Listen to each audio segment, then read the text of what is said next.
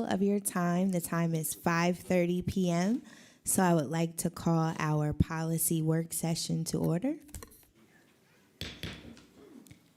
Mr. Truesdale, could you please call the roll? Ms. Davis, Present. Ms. Green, Mr. Jones, Here. Mr. Lawson, Here. Ms. Rawls, Mr. Rodriguez, Present. Ms. Hill. Present. Please note Councilwoman Rawls is excused this evening. We are gathered this evening for our second installment of the Boards, Commissions, and Authorities Policy Work Session. If you'll remember, we hosted one last year. We received really good feedback, so we didn't want to leave anyone out. So thank you all for joining us this evening. So just a brief overview of what we'll hear. We'll learn of the general function of the board, commission, or authority in which you represent. We will discuss current membership status, opportunities for public engagement, a reporting structure, and qualifications for appointment. So we will begin with the Broad Street Market Alliance.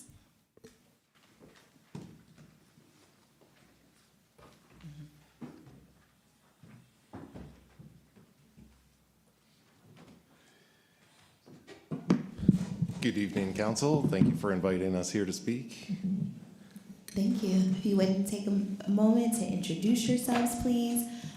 We do have new microphones, but just if you could move them really close to you, just so that those viewing on YouTube and on Channel 20 are able to hear you. Thank you. Sounds good.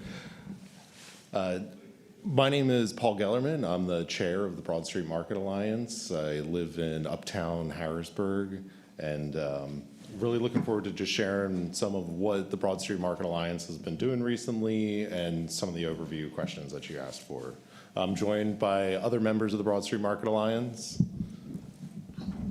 Hi, this is Sherry, the market manager.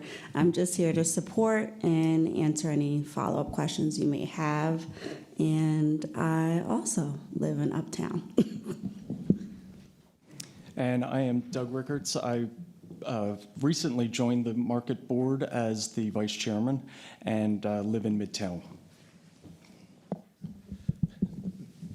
So for an overview of our general function and scope of work, so the Broad Street Market Alliance is a 501c3 nonprofit organization that was established to manage and preserve the Broad Street Market buildings in Harrisburg.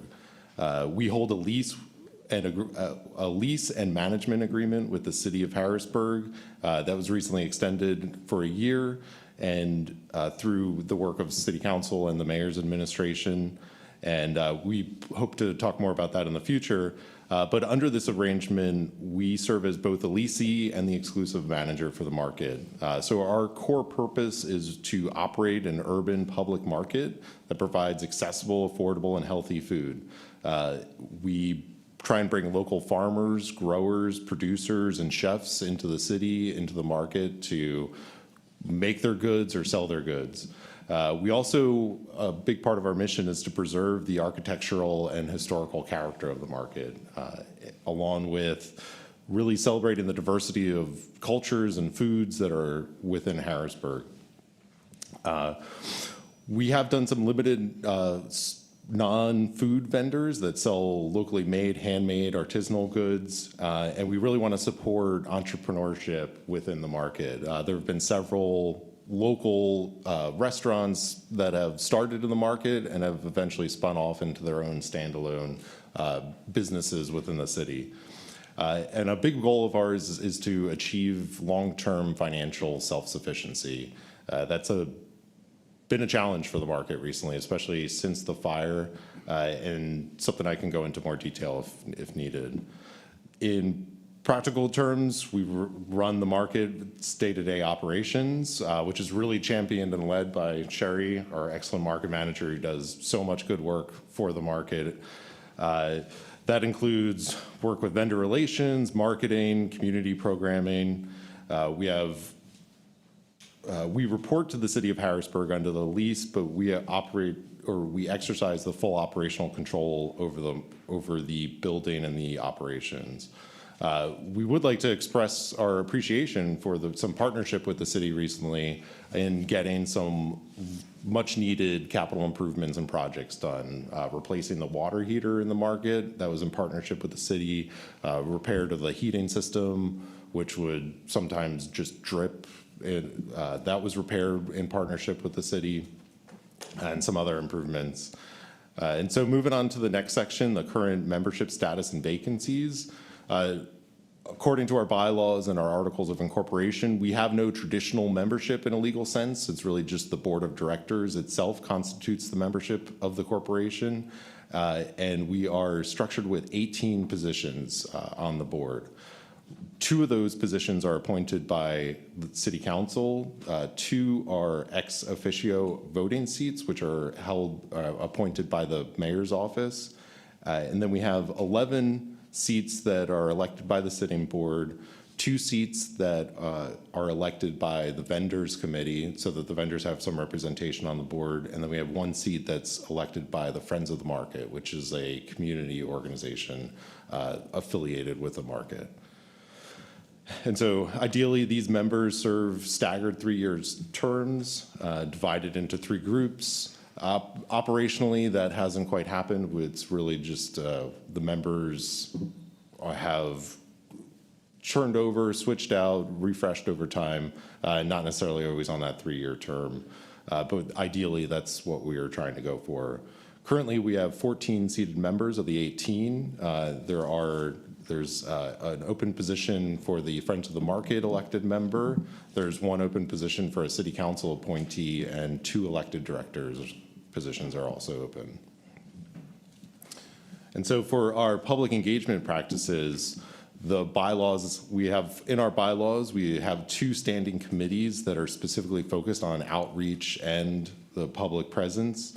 This includes our marketing committee, which is really responsible for sharing information about the market, what's going on, trying to promote both the market itself and the vendors inside of it.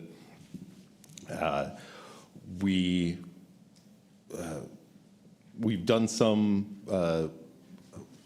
attempt to understand really the patrons of the market through some surveys and through some just trying to understand what the overall traffic in the market, how many people visit, just to support the marketing efforts. And so we also have a community outreach and engagement committee, which helps to plan events, conduct some of those surveys, and hold food and agriculture education for students. That's been something that really, just given everything going on with the market right now, hasn't been a top priority, but we would really like to have more of that type of programming in the future.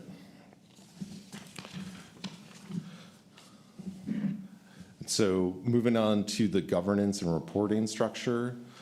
So the Broad Street Market Alliance is governed by the board of directors, which operates under the Pennsylvania nonprofit law. We hold our board meetings following Robert's Rules of Orders. We have 4 officers, the chairperson, vice chairperson, secretary, and treasurer. And then those 4 consist of the executive committee, with 1 additional executive committee member being a vendor. And so we also have, to go over the committees a little bit more, in addition to the executive committee, we have the facilities committee, which oversees the market facility, is responsible for developing a capital improvement plan. We have our finance committee, where we review budgets, talk about fundraising, and really all money matters. We also have a vendor committee, which is where the vendors are able to get together. It's also where we will typically review new applicants for the market, is through the vendors committee, the marketing committee, like I mentioned, and the community outreach and engagement committee. As far as other governance, the city within the lease has specified an annual report that's supposed to be shared with the city. It details the assets, liabilities, revenues, and overall operations of the market for the year. And we also have some other internal governing documents, including a financial management policy, conflict of interest policy. And we really try and be as open and transparent as we can be with our operations. We post meeting minutes as quickly as we can to the website. We post financial statements to our website, bylaws, and the annual budget onto the website as well. And so for the qualifications for appointed board members, really it's fairly standard, 18 years old. The majority of the board members must reside in the city of Harrisburg, which is a threshold that we meet. And the directors serve without a salary. Everybody working with the market, with the exception of Sherry and the market staff, or volunteers on the board.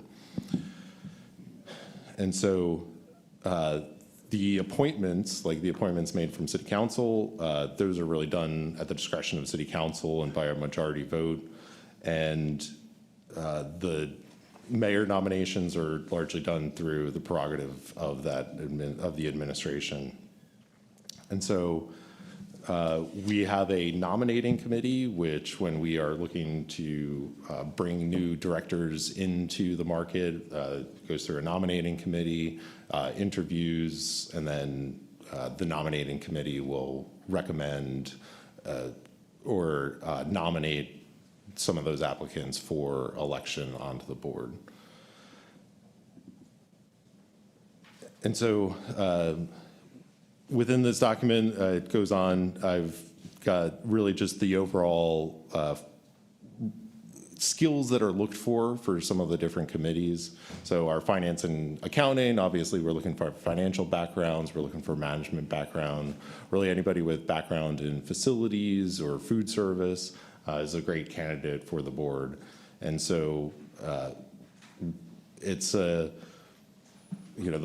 market is, I think, an institution of Harrisburg, and it's it's an asset to the city. And so we really value the community ties that we have with the market, see it not just as a food hall or as a really just food-related space, but it's really a community-related, it's a space for the community. And so as the new chair, I've outlined 3 primary goals for the board and for the market that we need to focus on for this year. The first one being process. We need a clear, consistent process so that every vendor is treated the same way, so that the market becomes more resilient to turnovers with established ways of doing business and established process. Participation is another key focus that we have, which is really oriented towards active participation from board members. If you're volunteering, there needs to be participation within the market, whether that's not just going to board meetings, but participating in events and really helping support the market with all of the different efforts that we have going on. And really the final one, but the most important, is shoring up our financial foundation. So in order to fulfill any of our mission, we need to be financially stable. And so we don't have a balanced budget right now, but that is something that we are working towards really through the initiative of our market manager, through our treasurer. We've already implemented some ways to increase revenue. One of those being another revenue stream through the information display, which is a TV in the market, which we're selling advertising space on to local organizations, and nothing food related, no competition with the market, but that as an alternative revenue stream. We've been exploring hosting events at the market as another revenue stream, and we also have and have been in discussion with for sponsorship opportunities or other larger fundraising opportunities. That in addition to grants, which we are constantly looking for new grant opportunities. We've applied for 2 this year already.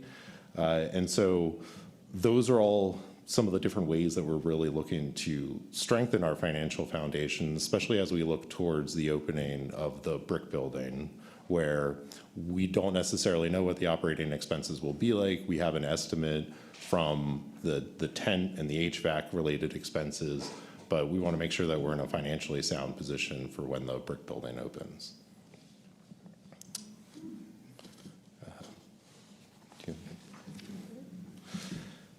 And so despite some of those challenges, we've got real momentum, real optimism at the market. We've got a committed board, dedicated vendors, and the community really values the market itself. And so through some of those efforts that we've got going on, we plan to make sure that the market sustains itself for another 160 years. And so that is all I have. Happy to answer any questions. Thank you. Thank you for your presentation this evening. I don't have any questions. I serve as one of the appointees on behalf of City Council, just for everyone's transparency. So I don't have any questions. I will open the floor to my colleagues who may have some additional questions for you. I'd like to begin with Councilwoman Davis. Do you have any questions? Thank you, President Hill. Good evening, and thank you for being here this evening. I wanted to ask about the new building. You mentioned the budget wasn't balanced. In terms of the new building, do you have any information you can offer us from a financial perspective on the new building? In terms of cost projections or current financial situation? Current financial situations. Yeah, the most recent financial documents are up on the website. I can also share them directly with you, but we can share more financial information. Could you give us, for our residents, information, give us the website, the name of, or the website address, please? Sure, it's broadstreetmarket.org. Okay. Let's see here. Okay. And you mentioned outreach and surveys. To what extent throughout the city have the surveys gone out? The surveys were really just conducted for patrons of the market. So they were posted as QR codes within the market building. And if a patron of the market wanted to share some feedback or answer some of the questions, then they could do that. And so it was really limited to only patrons of the market already. And we were aware of that bias when we did the survey. How do you come up with the names or the patrons of the market? How do you determine who's a patron of the market? I just mean that in the general sense as somebody who came to the market. Customers? Yeah. Okay. So how do you determine? Do you look at someone's credit card how do you know? Is there a list, a sign-up list for patrons or customer? How do you get the customer's information to be able to send out the surveys to them? The surveys were a QR code, and so in order to take the survey, they would have to use their phone, physically be there with the QR code and take a picture of it, open it up on their web. Oh, okay. Was the QR code at the market itself? Or? Yes. Okay, only at the market? Correct. Okay, that explains Yeah. why I didn't get a survey. Sure. So patrons or customers or residents of the city who don't go to the market every week, they may not have an opportunity to participate in the survey. I think that the survey was up on the tables of the market for about the last 6 months. So no, if you were not at the market within the last year, you would have not seen the survey. Okay. Is there information on the table that an average person who's just walking through shopping can see and that they would know that this is a survey for? Yeah, I think they were fairly prominent. Yeah. Okay. I think I had one other question. Maybe not. I may get back a little bit later with Sure. another question. Thank you very much. Yeah. Thank you. Councilman Rodriguez, do you have any questions? Thank you, Madam President, and thank you all from the BSM team for joining us this evening. Very thorough presentation. Although I know we all know the value that the market brings to the city, could be potentially, someone argues, the heart of the city. But thank you for all the work you do. Ms. Parks Taylor, what would be the most challenging part of being the market manager? If you had to put something on there, just maybe one or two.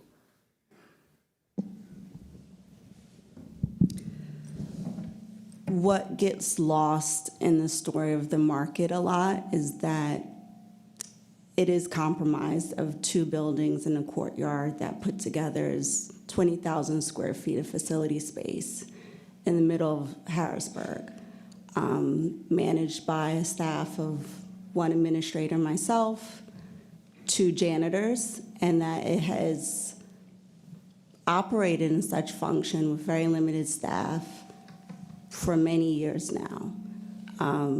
The relationship with the city and the relationship to our lease pre the extension doesn't bode well for a healthy relationship for the caretaking of 260-year-old buildings that are very large. So I think for me, the daily operations and upkeep of the building itself, weekly, monthly, things are breaking, things need to be cared for, and the budgeting that we have is just not there. I don't think there is a nonprofit in this city that has the budget to care for 20,000 square feet of 160-year-old buildings.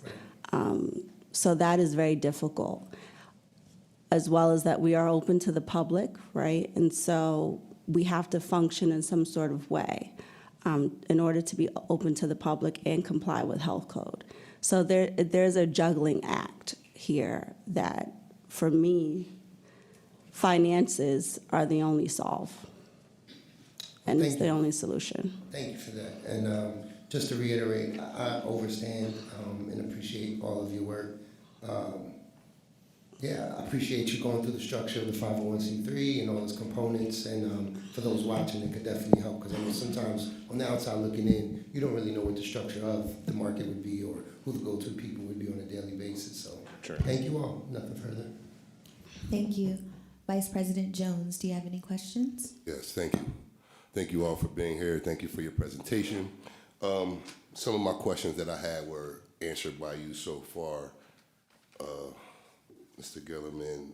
One of the things, though, you talked about, and I'm taking it, it's in the standing building where you're talking about the HVAC system. That's the building we're talking about, the dripping and all of that's coming from, right? Okay. And I agree with you as well. You know, just reading this and seeing how this all laid out, I don't think the public knows that, you know, even though the city owns, it's a landlord-tenant relationship, right? So we don't want to be slumlords, right? So we got, you know, seriously, we got to find a way to pitch in to help with that maintenance. As far as the city goes, do you have grant writers? I'm sure you do. What type of grants are you going after? We do not have designated grant writers. Really, all the grant writing has been through board members that are not, I'd say, professional grant writers. And so that would be one thing that we'd really like to establish more of a relationship with the city is, you know, not only working with the grant writing department, maybe being able to leverage some of the resources there, but being able to work together with the city staff to write some of those grants, as well as really the overall maintenance of the buildings. The Broad Street Market buildings are a little bit unusual in that they seem to fall outside of a lot of the regular maintenance planning schedule. And that is because of the structure of the current lease, I believe, it really pushes a lot of that work over to the Broad Street Market Alliance, but the Broad Street Market Alliance is just not equipped to handle that all the time. And so really trying to merge that, or not, maybe not merge it, but have a relationship there where the buildings are just kind of treated the same way as most of the other city buildings or assets, and as part of the regular maintenance planning cycle for them. Yeah, because the reason why I asked that, and I wasn't aware that you guys just, pick up a grant writer here and there. So because there's a lot of infrastructure money out there right now that we, the city, and you guys can go after, right? So I think that's something, a conversation for the administration where Sure. you can sit down and figure out how we can share it in that space as far as our grant writers and get you guys some assistance in that area. The other thing is that, hold on, I took some notes. Oh yeah, one of the things you were talking about as far as finances, and you expressed that you're looking to be able to stand alone on without much assistance. Most 501c3s, I just had this conversation today, depend on grants. If grants aren't there, they fold up, right? So, having a 504 with it can help, bring in revenue when those grants are serving the purpose that you need it for. So I'm interested in some of the ways that you look to increase that revenue. You mentioned a few, but for the public's edification, can you share in some of the ways you look to stand on your own when you're creating this revenue generating mechanism? Yeah, I mean, the largest effort right now has been the information display. That's created a new stream of revenue, which is the information display is used to sell community ads to local organizations. The other big one would be holding events. That is another revenue stream. The other large ones start to fall into more of the fundraising or sponsorship categories outside of grant writing. And so what sponsorship looks like or might look like would be selling the naming to a courtyard or to a particular aspect of the building. That's one potential way that we've seen that we can set up a sponsorship program with different tiers where we can raise money through that and give those partners or sponsors some recognition through the information display or through that naming. Okay. Yeah, my only concern is for the market again, even with the reconstruction of the brick building and the time that it's taken, we all are aware of the state that we're in right now.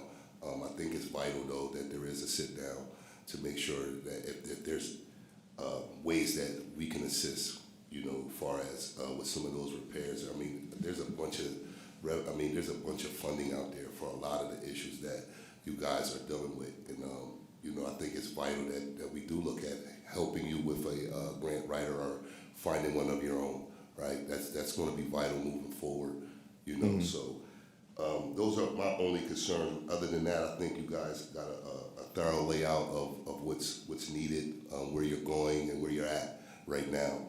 So if I have any other questions, I'll just reach out and double back. And I love the work that you do there, other than the QR code, just being present and engaging with the customers that are coming there. So, yeah, hopefully we can get this thing right. Anything that I believe, if I can speak for my council, that we can do, we'll definitely be looking to help in that way. So I have no further questions. Thank you. I would like to note that Councilwoman Green is participating virtually. Councilwoman Green, do you have any questions? Thank you, President Hill. The one question that I really had was already asked and answered, so I don't have any questions for you at this time, but thank you for the work that you do and the dedication that you have to the market. Thank you. Councilman Lawson, any questions? Thank you, President Hill. First question I'll ask is kind of tongue-in-cheek, but when are we opening that brick building? So the last date that has been communicated to us from the city is the end of May 2027, but the city remains really the best place to get the most up-to-date information on the construction. Right, and I'm aware, it's always a moving target, but it seems to be a point of interest for a lot of our residents for when it would be open. But that does lead us to opportunity, as I want to kind of reiterate what Councilman Jones has said, that, you know, we want to stand behind you, and there may be opportunities to create a nonprofit funding model that may not be currently being used right now, so much as whether it's grant writing and maybe looking at a fundraising committee, because there seems to, the tongue-in-cheek of the question was, there seems to be a lot of interest from the community in this building and in the market. So that may mean that there are donors that are sitting on the wings that don't necessarily know how to engage and how to help.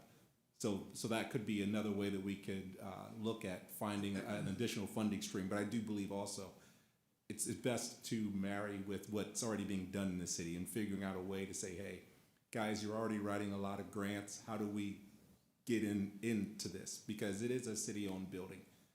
And I'm sure that there are more grants that are available to you that you may not have been able to see at this point, because it sounds like we have one person running the day-to-day, and then, you know, the board is trying to do the management, but for one person on the day-to-day is difficult to say, okay, now go find grants. And it's difficult for the board, who's probably working 9 to 5 elsewhere, to say, okay, in your part-time, go find grants. But within our facility, we have people who are doing that every day. So I just think that's a good way that we could work together.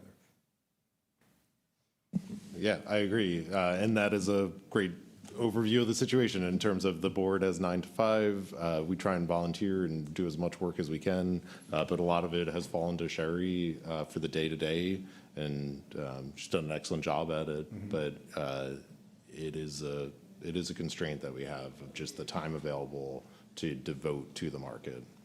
So. Right, and I just believe that there are ways that we can partner within all the city entities. You know, there are ways to kind of work with each other and not duplicate efforts, where we might be able to just, you know, keep doing that. The next question I have is, as we get into events, yes, there are those that we want to support that would be paying quite a bit to come, and then I'm sure there are also community people who would like to have events and would look to you for helping them host them. How would someone at this point contact you guys to say, hey, I want to hold an event, I would love to have it at the market, and how do we go forward? Well, since I'm there every day, you can just come in. Our phone number is listed on Google under our Google Business. My cell phone number is on the office door, as well as my email address. My information is also on the website, but I have an open door policy to the public, as well as the vendors and the staff and the board. So you can literally just come in the market and talk to me, and we can figure it out. The long-term goal would be that booking large events and having large revenue streams come in from events would give us a little bit more of a foothold in order to do more public and free events for the community. And so we're starting small. As you can see, we're not the prettiest place to be at the moment, surrounded by construction. So these are future aspirations, and hopefully within the next year or two, we can really see it roll out a little bit more. That's great. Thank you guys for the great work that you're doing.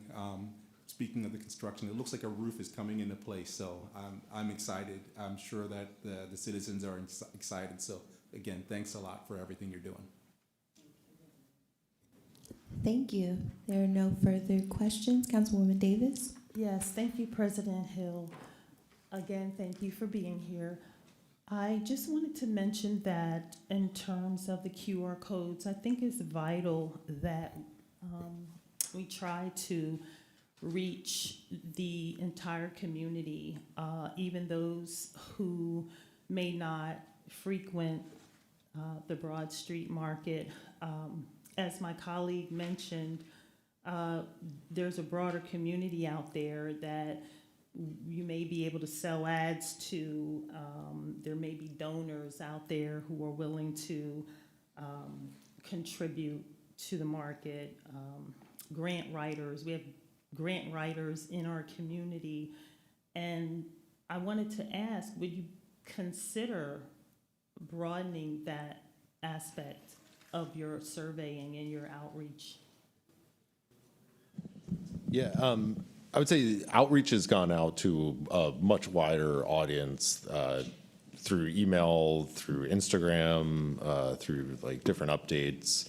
The survey itself was really just a effort to try and get an understanding of were people walking, driving, how are they getting to the market. But I would definitely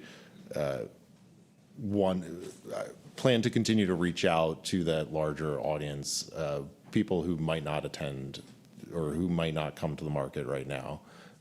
We'd like to be able to reach them, but yeah, don't necessarily know of the best way to do that besides like mailers. We had talked about that as an initial part of the survey, but really it just started to get too complicated. And so we were aware of the bias with putting a QR code in the market. You're only going to be able to get information from folks who show up at the market, but we really just saw that as an initial starting point. So yeah, definitely agree that it's important to understand the perspective of folks who don't come to the market right now as well. Right, and everyone that doesn't actually frequent the market or walk in the market, there's a lot of people who still purchase food from the market. Senior Sure. citizens who can't physically go there. There may be visually or hearing impaired residents who can't go there, but they may send people there to shop for them. So they might, be able to Sure. offer. So thank you for considering this, and thank you for being here and for all the work that you're doing. Thank you. Thank you. Thank you for joining us this evening. Next, we have the Civil Service Board.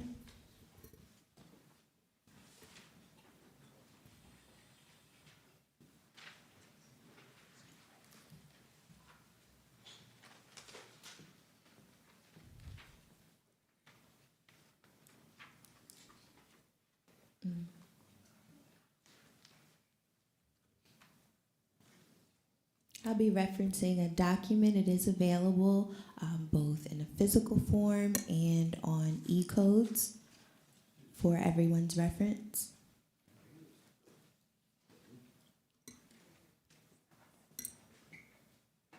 Good evening.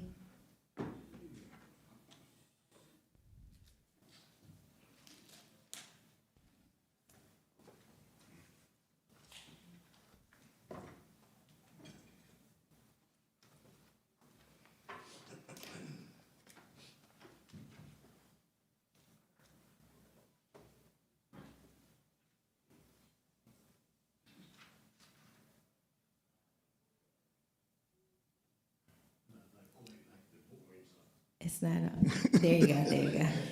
If you wouldn't mind taking a moment to introduce yourself. Yes. I'm Ellis R. Roy Jr. I'm the chairman of the Harrisburg Civil Service Commission. Thank you. I'm just going to read again from our document, provide an overview of the board, share some of its general function, and then their formal reporting and advice provided. The Civil Service Board helps ensure that hiring and promotion within the City of Harrisburg's police and fire departments are conducted fairly, transparently, and based on merit. By overseeing examinations and related procedures, the board promotes professional public safety services while maintaining public confidence in the city's employment practices. The board operates in accordance with Article 34 of the Pennsylvania Third Class City Code, specifically referencing 53 of Public Service, Section 39402.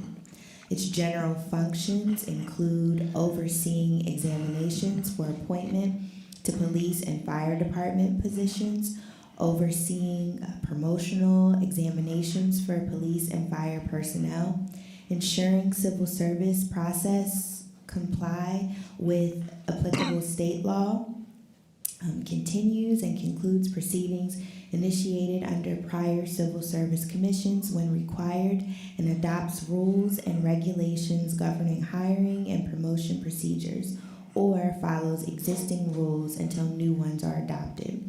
In reference to formal reports and advice provided, certifying examination results and eligibility lists, maintaining records related to civil service examinations and proceedings. Exactly. Thank you. If you wouldn't mind sharing, I guess, a little bit about your service as the Yes. chair of the board. Madam President, I've been a member of the Harrisburg Civil Service Commission for 16 years. And it has been rewarding because it was just in keeping with my service to the city of Harrisburg as a law enforcement officer. I retired in 26 in November. I was then asked in 2010, but I don't know if she was the president or just a member of city council, because it is the council that appoints to these positions. And Gloria Martin Roberts, as people that I serve on the Civil Service Board. It was called the board then. Since then, it's been changed to commission. I said, yeah, city service has always been my thing. So between my police service and the service on the commission, I've been serving the Harrisburg community for 51 years and have found no complaints about it. But the Civil Service Board itself, the commission, just oversees the integrity of the process, making sure that all those who apply to the city, be it police and fire, you know what I mean, codes enforcement, all those people that come under civil service are treated equitably, you know what I mean, and responsibly, you know what I mean, without discrimination or any other derogatory process, you know. When people come here, they have to know that they're going to be treated reasonably and fairly. Thank you. Just continue to reference the document here in reference to seats and composition. It is composed of 3 citizen members. Members are appointed by City Council. The term length is 4 years, and they are staggered terms. Vacancies are filled by City Council for the remainder of the unexpired term, and alternate members may be appointed as permitted by state law. In reference to the meeting schedule, the Civil Service Board meets as needed to administer examinations, review eligibility lists, address civil service matters, and adopt procedural rules. All public meetings are conducted in accordance with the Pennsylvania Sunshine Act. Current members, Mr. Ellis Roy, his appointment reference is Resolution 124 of 2014, and Mr. Kelly Summerford, his reference appointment is Resolution 138 of 2014, and there is 1 vacancy. Yes. Unfortunately, we had a member pass away, you know, so we need another member.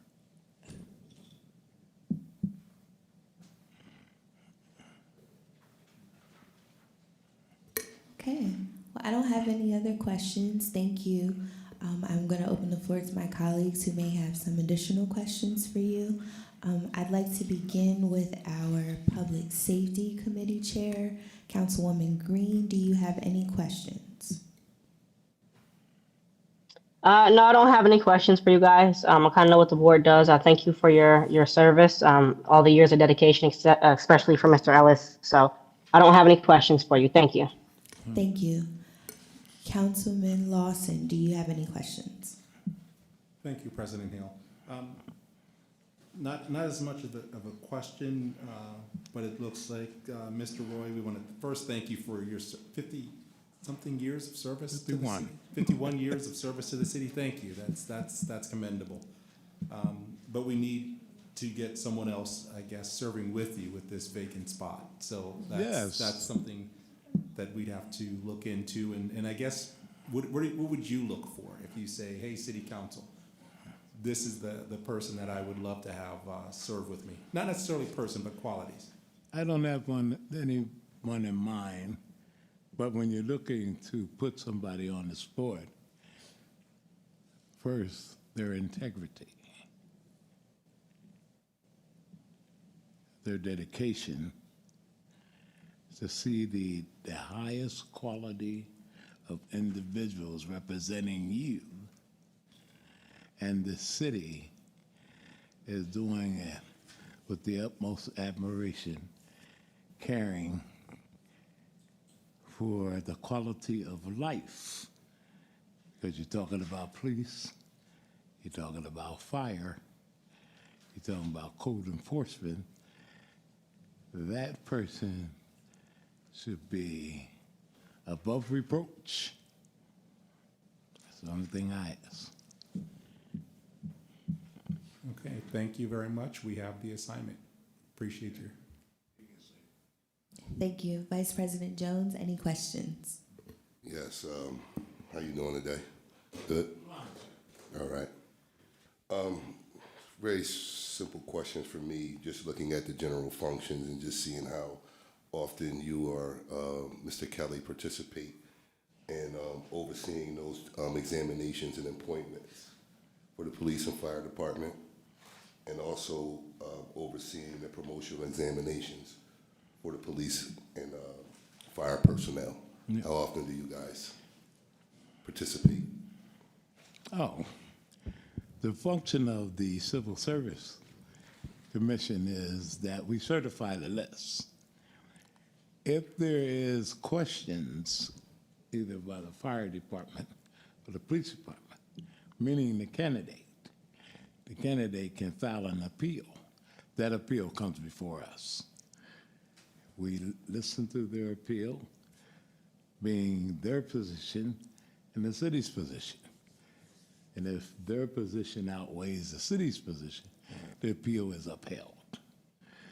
If the city is able to show that this individual, whatever discrepancy it is, failed to do this or failed to do that, that met the requirements of a firefighter or a police officer or a code enforcement officer, then the appeal is denied, and then we move on in the next phase of the process. And so how often do you participate in those duties? That doesn't happen that often. That usually the process moves right along, because one thing about it is we have an excellent, HR director and the HR department that screens these people very, very carefully, and it moves right along. When it comes before us, that means that this particular person did not, out of might be 20 people, might be 10 people, that this particular individual needs to be looked at by the Civil Service Board. That doesn't happen that often. Okay, and then I'll move on to the police and personnel promotions. How often do you participate in that? And the reason why I ask is because, when someone gets a promotion and someone's already existing in the position, you may or may have not had a say or a eval when it comes to that person. So I'm just looking to for you to expound on how you participate when it comes to the examination or the promotions of individuals that are moving up the ranks per se. I want to see how that looks. Is there a biopsychosocial? I just want to expound on it and see how that goes. That's easy for me. We don't.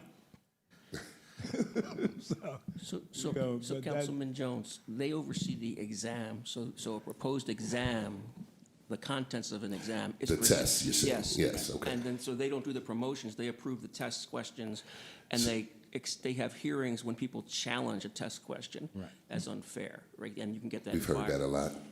Yeah, but they don't actually say you're promoted. Right. And promotions in part are timed out by the union contract.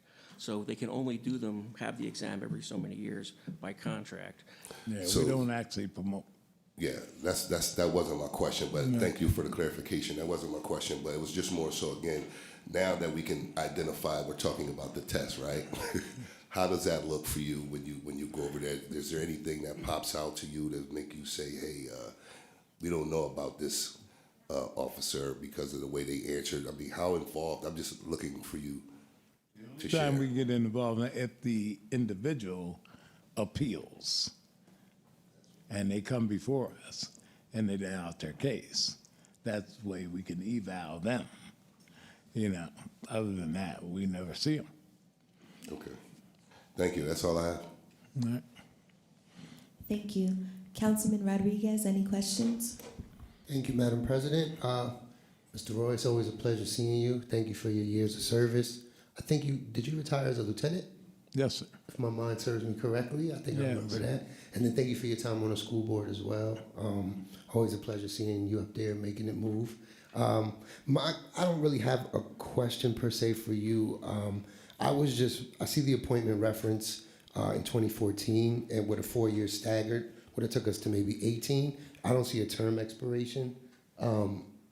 Was that just a mistake? Was that erroneous or?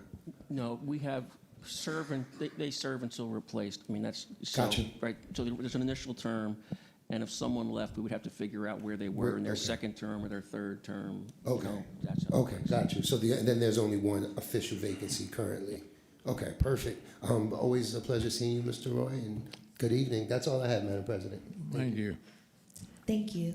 Councilwoman Davis, any questions? Thank you, President Hill. Good evening, Mr. Roy. Good evening. Good seeing you. I don't have any questions. Thank you for your service on the police force and with the school board and just all your years of working in the city. Thank you. Thank you. Thank you. There are no further questions, no further discussion. Yes. President Hill, and I put this to the council. We used to come down here every 4 years for reappointment. During COVID is where that got interrupted. Should get back to that. This is a suggestion. Okay. Should get back to that. Thank you. Right. Thank you. Thank you. Next, we have the Harrisburg Housing Authority.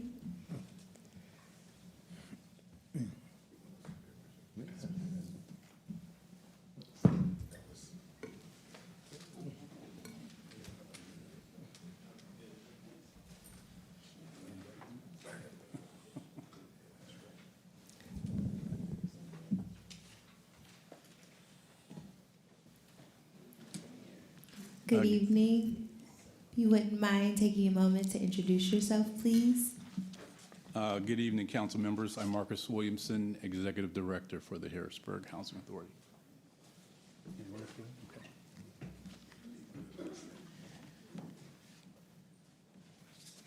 I won't leave you up here by yourself.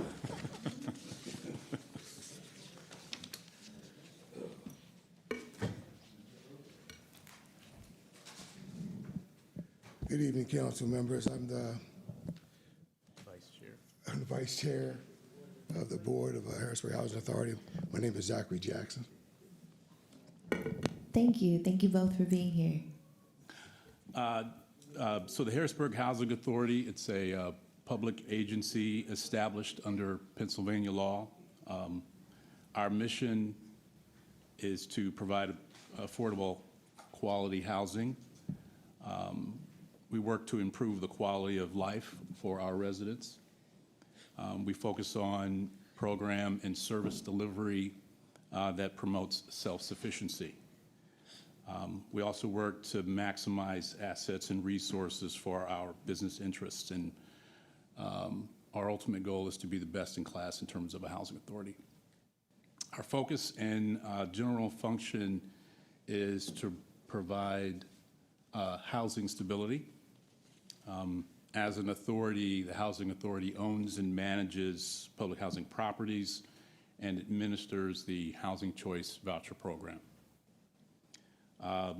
Through its resident services program, we work to bridge the needs of families with service providers for the benefit of improving the quality of life for the residents. In terms of the portfolio size, we have a portfolio size of 1,600 units. We service 1,300 families through the Housing Choice Voucher Program. We are both the landlord and program administrator. In terms of our jurisdiction and footprint, we operate within the city limits of Harrisburg. That's the zip code 17101 through 17104 and 17110 primarily. It's the similar footprint to the Harrisburg City Schools. As indicated before, the Housing Authority is established under state law, but it is governed locally through our Board of Commissioners. It is regulated by the Department of Housing and Urban Development. Our board members are mayor appointed. We have a 5-member panel. All seats are filled, no vacancies, and the board is led by its chairperson. The role of the board is to provide governance and oversight for the authority. We do this by setting mission, by establishing culture, by the development of policy, and making strategic decisions that align with agency goals. The board meetings are held monthly. They are public. During the session, the board will review Housing Authority operational reports, approval of financial activities, including its annual budget, and take recommendations or revisions to authority policies. From a priority standpoint, the Housing Authority prioritizes redevelopment and modernization of its affordable housing portfolio, expansion of affordable housing, offering expansion in housing choice with an intent on being a beacon of affordable housing and contributing positively to the city of Harrisburg. Member qualifications. We're looking at our board members have areas of expertise in real estate and business development, construction and engineering, public policy, business ownership and entrepreneurship, and we also have a resident member appointee.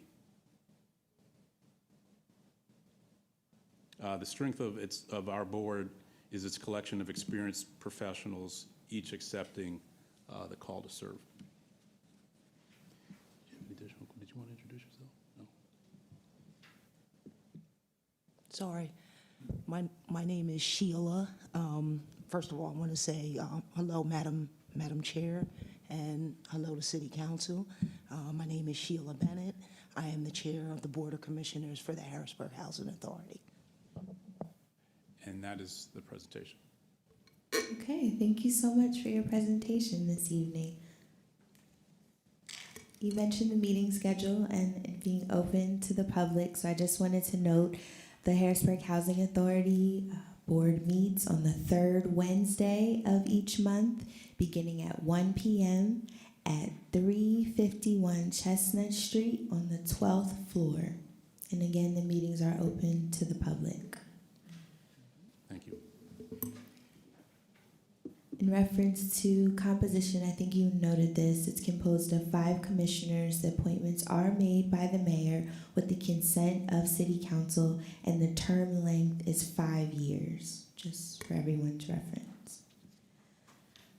I don't have any questions. I'm going to open the floor to my colleagues who may have some questions for you. I'd like to begin with our Building and Housing Committee Chair, Councilwoman Davis. Do you have any questions? Thank you, President Hill. Good evening, everyone. Thank you for being here. You do a great job with housing. I just have one question, and that is pertaining to the fire code. Evacuation plan? Yes, evacuation plan, fire code. How often are those updated? We, honestly, at the request of a council member, we took some time to revise our evacuation plan for our senior buildings. Mm-hmm. That was done last year, 2025. Yes. To answer that question, I believe it's best to revise it as needed, but it's generally something done, in my opinion, every couple of years. You review it just to make sure it's up to date, make sure that if there's any personnel, or organizations that provide support, that if there's any changes or revisions to that plan, that we make sure that that's been updated. But it's a living document that should be updated every couple of years.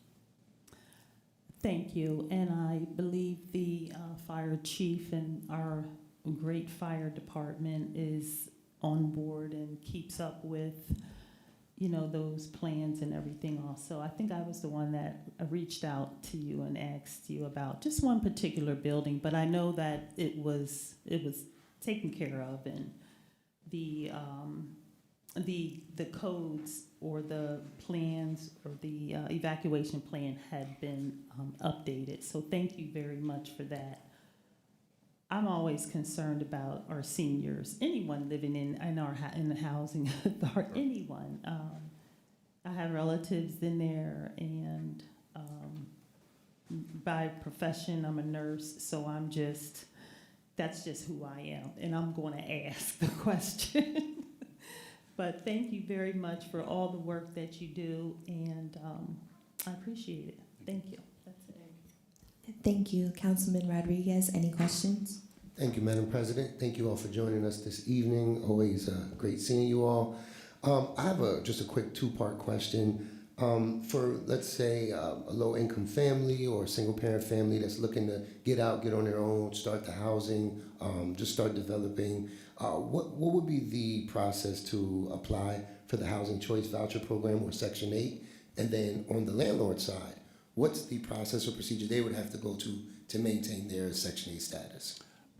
Unfortunately, the waiting list for the Housing Choice Voucher Program is closed. So families would have to wait, unfortunately, until we organizationally reopen it, at which point we would publicize that opportunity. We'd go through the local newspaper, put it on our website, use social media as an outlet. So there'd be like a general announcement? Yes, sir. Now open, okay. That's right, Okay. right. And that, just to kind of carry that question all the way through, what that family expect. After making the announcement and opening the waiting list, we'd leave the waiting list open for a particular period of time. Applicants would then be placed on that waiting list. We may be looking for a certain number of candidates. Let's say we're looking for 2,000 or 3,000 families. Usually we like to keep that count based upon how many families we serve or can serve within a certain period of time. After a while, a waiting list can be stagnant if we leave 5,000, 10,000 people on the waiting list. So we'd like to keep that number in terms of waiting list management to a manageable number within exhausting it within 2 or 3 years. So we would open the waiting list, accept applications through a particular period of time, close that waiting list once we have a number. We would sort the waiting list based upon preference. We have certain preferences that we look to prioritize housing. And then as opportunities come up, as families attrit from the program, you know, they no longer need the service. We do have, unfortunately, families who pass away. But as that opportunity is presented, we would then select from the waiting list and begin the eligibility review process. For landlords, we're absolutely currently accepting and would love to partner with landlords for the opportunity. So they just need to call our office, and we would certainly begin the process of connecting them, educating them, and getting them into the program, into the Housing Choice Voucher Program. Awesome. No further questions. Thank you. Thank you. Vice President Jones, any questions? Yes, how are you? Finally, good to meet you. I think I may have met you once. Once or twice, yes, sir. All right. And thank you guys for your service as well. You know, I don't want to leave you out. I have some questions, in just not only for me, for myself, but for the public as well. So when I'm looking at, again, I look at the redevelopment and modernization that undertakes projects to rehabilitate, modernize, or replace aging housing stock. So I will couple that with, can you tell us if there's any redevelopment initiatives? Because I don't want to say there is or there isn't, but I think I was made aware that there initially is. When we're looking at aging housing stock, I think specifically in South Harrisburg, I think those houses been there for maybe since World War I, and it's or two, one of the world wars. I wasn't around, but it's disheartening to see when we have events out there to see that people have to live in those conditions. So can you share if there are any redevelopment initiatives regarding specifically South Harrisburg? I mean, you can talk about any other ones, but I was specifically asking about that. I want to remind council that we, through your support, we did participate in a South Harrisburg redevelopment initiative. This was last year. We were awarded. I'm sorry. So that was part of the initiative, yes, sir, the planning initiative. So we were, through that initiative, this was the redevelopment initiative of South Harrisburg. The Housing Authority was awarded grant money for the planning process, which involved working with different vendors to determine with community input what the community wanted in terms of redevelopment. The focus was going to be, if you are familiar with one of our properties, Hooverter Homes, a 233-unit property, with ultimate, that's first phase, with the second or third phase going to focusing on Hall Manor, which is a 530-unit property. So the first phase, the initial planning phase, that concluded last year with a ton of support from the city, a ton of support from the community. This year, we recently submitted an application for that second part of that, which is the actual construction. We answered a federal application, and if we are awarded, we're looking at about a $26 million project, which includes redevelopment and some supportive service support. If everything goes as planned, we could be looking at construction, of course, if we're awarded, you know, somebody knock on wood and make sure we get that, but construction ideally starting, thank you, in 2027 with a 4-year construction plan. So it's, you know, it's a chicken we can't yet count yet. However, there is opportunity. We are working with, we worked with a grant writer. We submitted the application, and now we're just waiting on the application to be reviewed. So South Harrisburg, to your question, is a strong point of interest for the Housing Authority and its board. Well, one of the things I was waiting to hear that there's going to be some construction. We can't be just putting lipstick on a pig, right? Yes, sir. That's right. You know, the outside of it, but again, there's some tough conditions. You know, at one point I did live in South Harrisburg, Park Apartments to be exact. Grandmother lived in Ivy Lane, so I seen it's time. Let's just say that. So I do cross my fingers and hope that we do get that grant money to actually begin renovating. One of the other things is the services, resident services, provide supportive services to improve self-sufficiency, employment, educational outcomes for residents. I think that one there is huge. That should be number one. You know, because people become complacent when there's a handout. When we want to bring pride back to families, we want to actually get people into home ownership. So, what are some of the services that you provide to our residents so they don't stay in this condition? We focus, it's kind of a two-pronged approach. We've got seniors and our resident services. We commit to providing services for those seniors, and that's meal programs and exercise programs and some health and wellness activities to get our seniors moving, to get them educated on healthy programs, and to fill in the gaps when it comes to meals and whatnot. So we do that for our seniors. We have a family self-sufficiency program where we provide support for families who are looking for self-sufficiency, and this is job placement, this is financial and credit planning and management. You know, that program, you know, when successful, families contribute with a match from the Housing Authority in a savings account, and they can use those funds at the conclusion or the graduation of that program for housing, to purchase a house, or for college education, or, you know, simply to make a repair on a vehicle, that kind of thing. So we look to bridge families, individuals that are looking for employment placement. We do work with organizations to do that.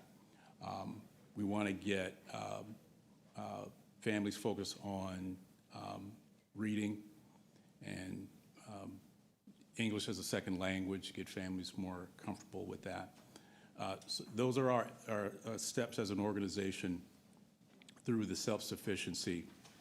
You know, it's obviously not where we would like it to be, but you know, we think it's a step in the right direction, and obviously, you know, we'll try to take advantage of grants, grant money, and you mentioned that in a previous conversation. We'll try to take advantage of grant money where available to support and to fortify the program. But we do continue to focus on looking to improve that service, that self-sufficiency service, and broaden that for families. And we do take input from residents. You know, we want to make sure that we are providing a service that they find viable, they find something that they're interested in.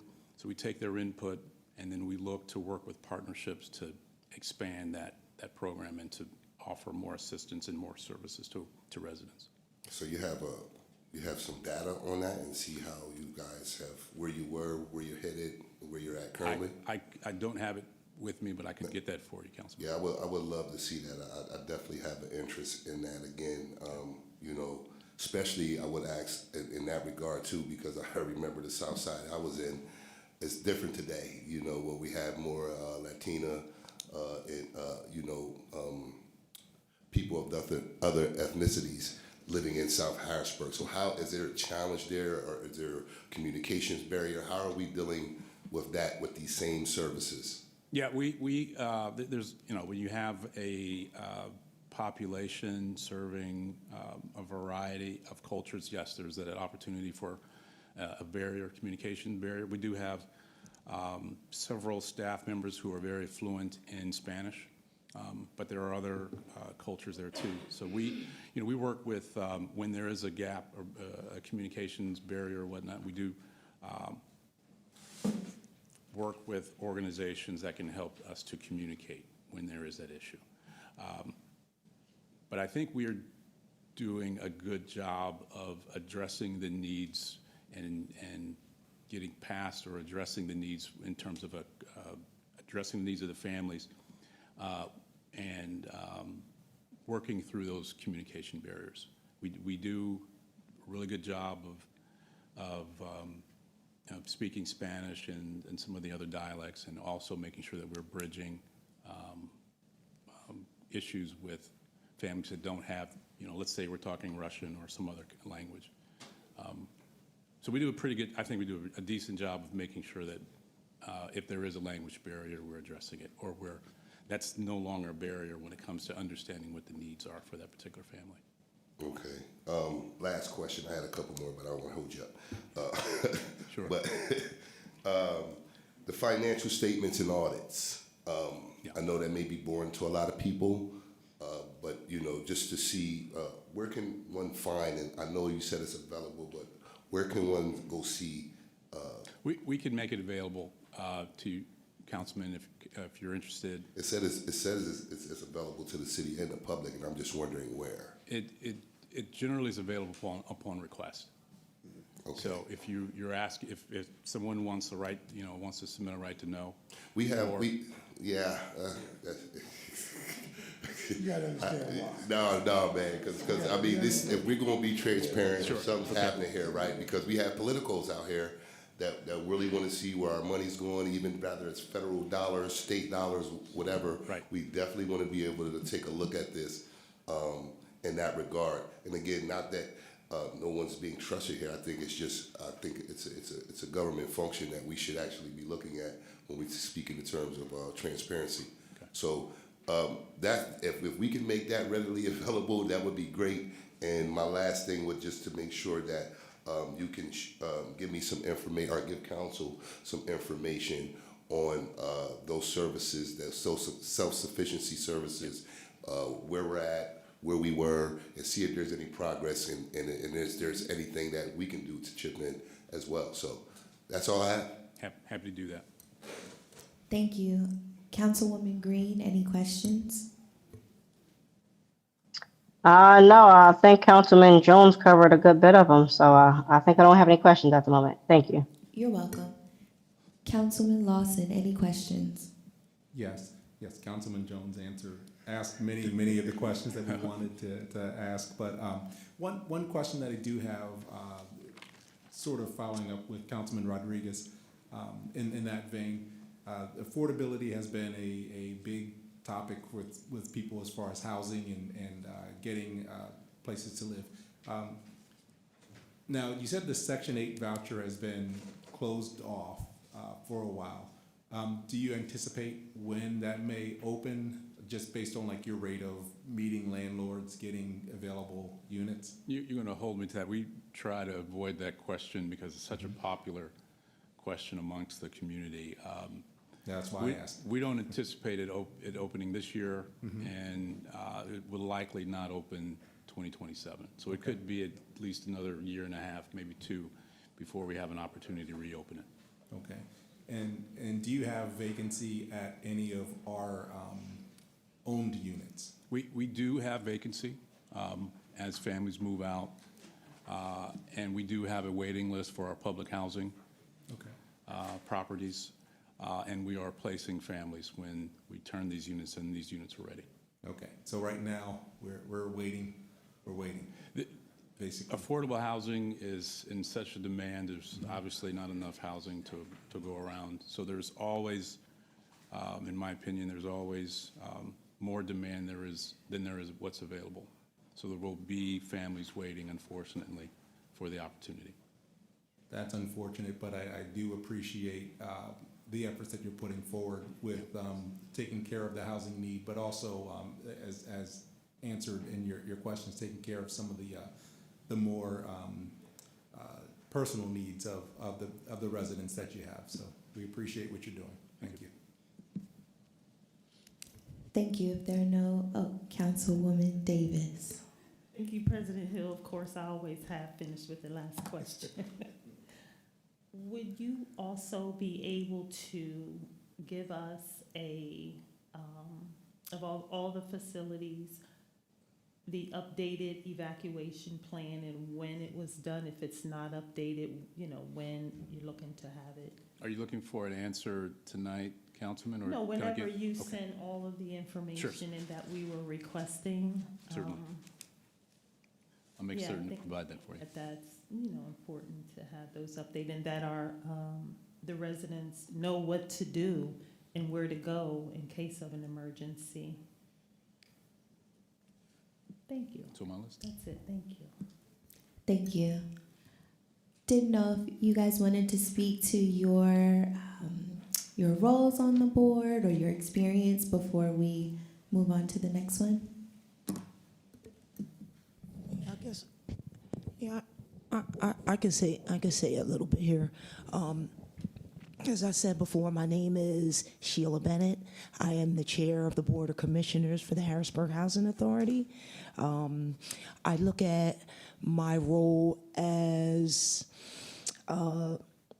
being the chair. I look at my role as communicating with the rest of the Board of Commissioners, as well as our executive director, to make absolutely sure that we always put great policies and procedures, ahead for the organization. We have a 5-member board. Thank you. We have a 5-member board now, which is great because a lot of the commissioners, every commissioner has their own opinion on the different procedures and the policies, which is great. And my job is to make sure, as far as the board, we come to common ground. I do believe with the executive director, because I look at me as being the liaison between the executive director and the Board of Commissioners. So making sure that we just keep a common ground as far as the authority, so we can implement, our procedures and policies and advance the things that we want to do so that it is helping out our residents in our communities. So that's basically it. Thank you. Mr. Jackson, did you have any comments? Again, my name is Zachary Jackson. I'm the vice chair of Harrisburg Housing Authority. First of all, I'd like to say we hired this young man not too long ago, and I'm impressed. I'm very pleased with his presentation to you guys today, and he's exactly what we needed. It's timely, and when it comes to quality of life, as Councilman Jones mentioned, we're implementing policies that go into the lease. Sometimes people need a little nudging, and when they make that agreement, that lease, then that's when we have a chance, most to make a difference in their lives, when it means something, when they're putting their name to it, So that's just one of the ways that we have a way to prod them into, to even know a better way of life is possible. Because I came out of Hillside, so, yes. 11 years Air Force, I've served. I'm an inspector for the state of Pennsylvania right now in construction. So, yeah, that's why, that's the passion I bring to this board, because I see what's possible. And when they're done with 83, hopefully we'll get the money, then we do all manner, and that whole thing looks great, but I just want to thank you guys for having us here today. Sure, thank you. Thank you for your time. We appreciate you and your presentation this evening. Thank you. Next, we have the Susquehanna Area Regional Airport Authority.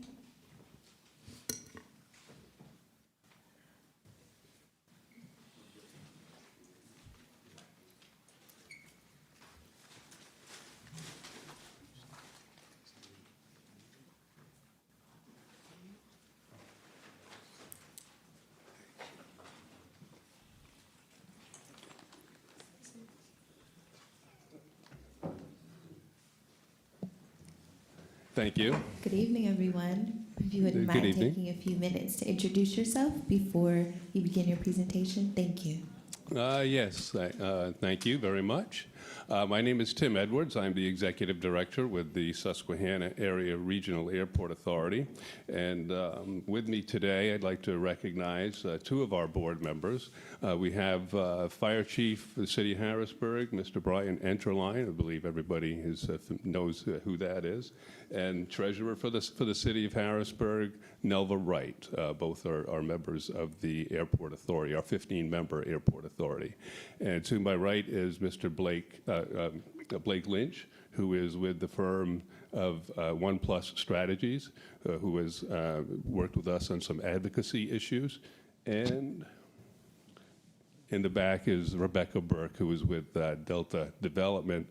And I heard you mention grant writing. The Delta Development works with the Airport Authority, very detailed grant writing responsibilities. So I'm here to take a few minutes just to update the city of our operational statistics and planning objectives for the Airport Authority. I want to start by addressing some of the detail that we were asked to provide as we were preparing for this meeting. First of all is our general function. The Airport Authority, or as we call it, SARA, is a multi-municipal authority that manages and oversees the operation of Harrisburg International Airport and 3 general aviation airports. That includes Capital City Airport, Franklin County Regional Airport, and Gettysburg Regional Airport. We do have a strategic plan that was adopted in 2025. The core areas of focus on that strategic plan include expanding aviation services, developing staff, ensuring financial stability, investing in airport infrastructure, and strengthening the regional impact or community engagement. Our vision is more flights, more places, more often, and we'll talk a little bit about that. I do want to talk a little bit about the current membership and qualifications of the Airport Authority Board. As I mentioned earlier, we have a 15-member board, 2 of which are from the city of Harrisburg, who are with me here today. We also have 3 representatives from Dauphin County, 3 representatives from Cumberland County, 3 representatives from York County, and also 2 representatives from the city of York, 1 from Lower Swatara Township, and 1 from Fairview Township, in which Capital City Airport is located. With regard to public engagement, the SARA Board of Directors meet the last Wednesday of every month. We meet in the David McIntosh Boardroom, which is in the main terminal building at the Harrisburg International Airport. We also have 4 airport committees, an executive committee, an airport operations committee, which Mr. Enterline is the chair, finance committee, and an HR and legal compliance committee. The committee and board meetings of the Airport Authority are held in person, as I said, in the McIntosh Boardroom the last Wednesday of every month. Prior to that, we have our committee meetings, which take place the Friday before the Wednesday board meeting. With regard to reporting structure, SARA's Board of Directors is appointed by its incorporating municipalities, and they provide strategic direction and priority and policy oversight. The Airport Authority operates under the Pennsylvania Municipal Authority Act, which establishes legal, financial, and operational requirements. SARA maintains compliance with federal and state regulations, including those of the FAA and other applicable agencies. With regard to operations and economic impact, I just want to give some statistics as it relates to our 2025 operations and service statistics. This is for all 4 airports. Total passenger enplanements in 2025, 814,718. That was a record for the Airport Authority. Historically, it was a record passenger level of activity. Our previous record was 2019, right prior to the just prior to the COVID issue. And then we saw some significant declines, but happy to report that that has been reversed, and we are now seeing record enplanements, record passenger activity. Total cargo handled, we are one of the top 100 cargo airports in the country. I think we're in the number 60 range. 55,700 tons of cargo in and out of Harrisburg International. Total capital projects, 46 projects. Covers all 4 airports, totaling $119 million approximately. The most significant economic note that I want to make is that Sarah's airport system pays for itself. Unlike many other transportation operations, we are self-sustaining and do not receive local, state, or federal subsidies for operations. If you do not use the airport, you do not pay for the airport. We do receive significant federal funding, but that federal funding comes primarily from contributions to the Aviation Trust Fund, which is contributed to the trust fund when a passenger purchases an airline ticket or when cargo is shipped.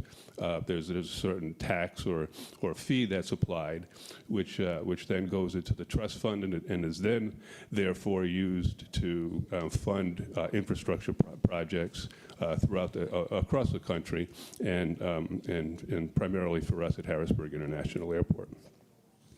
The annual economic output generated by HIA, as determined by the PennDOT Economic Impact Analysis in 2022, is approximately $1 billion. And you can see on the chart on the right there, I just wanted to mention our composition of our workforce. Primarily Dauphin County, I think that's like 48% of our employee home county is from Dauphin County. Next, I want to mention airline activity, which is a primary service of Harrisburg International Airport, of course, and I hope everyone here is familiar with the airport. HIA offers 5 airlines, American, Delta, United, Allegiant, and Frontier.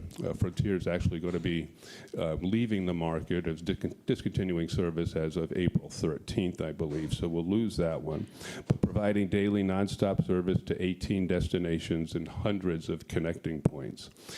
I did want to point out that 7 of those 18 destinations are international gateway hubs, meaning you can depart from Harrisburg International, whether you're connecting through Atlanta or whether you're connecting through Philadelphia or connecting through Chicago. You can find yourself anywhere in the world, whether it's in Asia or Africa or Europe or South America, all just with one connection through any of those international gateway hubs. And again, we have nonstop service to 7 of those international hubs right from Harrisburg. From January 10th this year to April 4th, which will be next week, HIA was offering new nonstop service to Miami, Florida.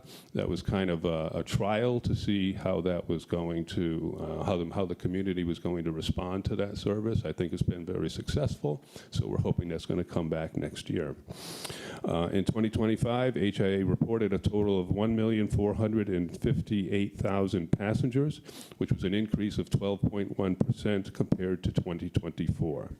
And the Airport Authority anticipates HIA will set another passenger traffic record in 2026 with an estimated 1.6 million passengers. You can see with the chart on the right our core market breakdown by percent.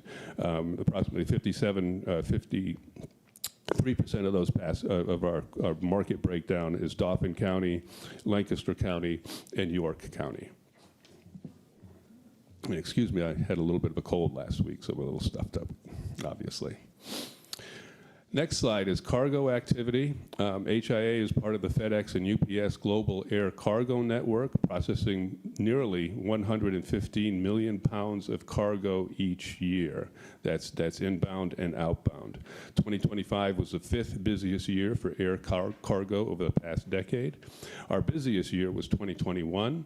Again, going back to the COVID issue, that's when people were sitting at home doing much of that was the e-commerce shopping online, and that's when we saw our biggest or our best cargo year.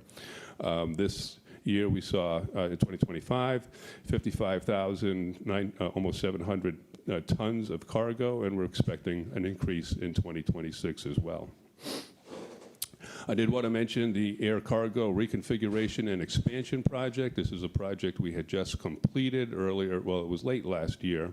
It was a $64 million project. It was a multi-year initiative. It was a 3-year phased construction project, both airside and landside. It increased their capacity by 30%, cargo ramp capacity. And 3 new large cargo aircraft parking spaces will now be available, which will give us a total of 7 aircraft parking spaces for additional cargo capacity. Next slide is our priority planning project coming up. If any of you are familiar with Crawford Station, it was a former power plant located in Middletown. We had become the owner of Crawford Station somewhere along the line. The airport authority did. We have finally taken that building down, and it's our next spot for aeronautical development, for aviation-related development. So we have a 65-acre brownfield site located on the eastern edge of the HIA campus. It's the last remaining parcel of the HIA campus available for aeronautical development. If you're familiar with the airport, it's kind of wedged between the railroad and the river, so we're very limited as it relates to development opportunities. And we have applied for federal fiscal year 2026 EPA Brownfield Cleanup Grant. We are an applicant for $3.9 million, or we're asking $3.9 million. Next slide is general aviation airports. I mentioned we are an airport authority with a system of airports. Capital City Executive Airport is an FAA designated reliever for HIA. It's the airport of choice for several state agencies, including the Governor's Office, the Pennsylvania State Police, and the Office of the Attorney General. 2 other smaller general aviation airports. Number 1 is Franklin County Regional Airport. We acquired that, the Airport Authority acquired that in 2004. The city of Chambersburg, where the airport is located, was no longer interested in being a sponsor of the airport. So the FAA asked if SARA, the Susquehanna Area Regional Airport Authority, would sponsor that airport so that we would not lose that general aviation facility. We agreed. And secondly, basically the same story with Gettysburg Regional Airport. The Airport Authority acquired that property in 2006. They're both 2 small utility-type general aviation airports. Lastly, I wanted to mention our air show. Hopefully everybody has heard. 2026 air show will be 3 days over Memorial Day weekend, May 23rd, 24, and 25. It will be the only air show in Pennsylvania with military acts commemorating the America 250 celebration. Headline act, of course, if hopefully you've heard, is the U.S. Navy Blue Angels, as last year. We also have a commitment for 2027 from the Thunderbirds for 2027 air show. Dates will be in July. And then also this will coincide with what's called a Navy Week. There's almost a dozen of these, or approximately a dozen Navy Weeks across the country. So they are initiating one here in Harrisburg, and it's a week-long series of outreach events with corporate, civic, government, educational, media, veterans, and community services organizations hosted throughout the region to emphasize and highlight the services provided by the United States Navy. Finally, the last slide, I did want to invite the board, the council, to a site tour when the opportunity presents itself, but we certainly would love to show the airport and our services and projects and amenities, concessions to the board. That was my presentation, subject to your questions. I appreciate the opportunity to bring you that update. Thank you. Thank you so much for the invitation to tour and for your presentation this evening. I don't have any questions. I think that your presentation was thorough enough for me. I will open the floor to my colleagues who may have some additional questions for you. I'd like to start with Councilman Lawson. Do you have any questions? Thank you, President Hill. Just a couple. One, being a Navy veteran and seeing Navy Week being there, and also seeing a USS Harrisburg, it's all kind of piqued my interest. Do you know off the top of your head of any engagement that would happen with the city of Harrisburg during that Navy Week? I think the answer is yes. Yes. Good evening, Councilman. Currently, the United States Navy is working with the mayor's office. I know Dina is a point of contact for that, as well as the mayor's office, especially with it being the USS Harrisburg. So I would defer questions to the mayor's office with regards to that. They're also working with the Harrisburg School District to bring the Blue Angels in to visit the schools, as well as the Milton Hershey School and a couple other area schools. So those are things in which we've been in conversations with. And we're also working with community leaders for very unique opportunities. Hopefully that'll be, there's ongoing discussions currently for some local celebrities to participate for the air show. So very, very exciting. That's to come. That's great. Thank you. And Thank you, Blake. yes. And then I just noticed, didn't notice, but you mentioned that you'll be applying and well, it looks like you're going to be redeveloping that brownfield. Yes. And I just remember years ago sitting with a bunch of contractors that were trying to get jobs with the airport. Mm-hmm. When that opens, would you be willing to open bids to help promote some of our local minority and women-owned businesses? Well, absolutely. All our projects, particularly federally funded projects, are bid on the Penn Bid platform, which opens the opportunity to a very wide audience of interested contractors and engineers. So the answer is yes. We have only applied for the grant, so we're not close to posting anything or making any announcements. An award has not been announced, so but that will happen in the future. Hopefully, we'll get the award and we can proceed. Right. If we get the award, I just ask to be intentional to make sure that we can bring some of these smaller women and minority contractors in to help them build their business, expand a little bit of what they're doing, and maybe even become someone that you use as you need maintenance in the future. Understood. Councilman Lawson, if I may, the last project that Tim had talked about was the airport cargo apron expansion, $68 million project. The last portion of that project, I believe it was $32 million that was awarded to Golden Triangle out of Pittsburgh. Was a woman-owned business. It was the largest minority contract ever awarded by the airport authority, and went for a minority contract, and it was $30-some million. And I'm embarrassed I forget the exact number because that was our committee that had that. Right, but that is correct. So that was a DBE contractor. That's impressive. Now we just have to get one from Harrisburg to get out there and make the next bid. But that's impressive that you did award that to a women-owned and a minority business, because that's what we're looking for. Not necessarily that you just need to go after them.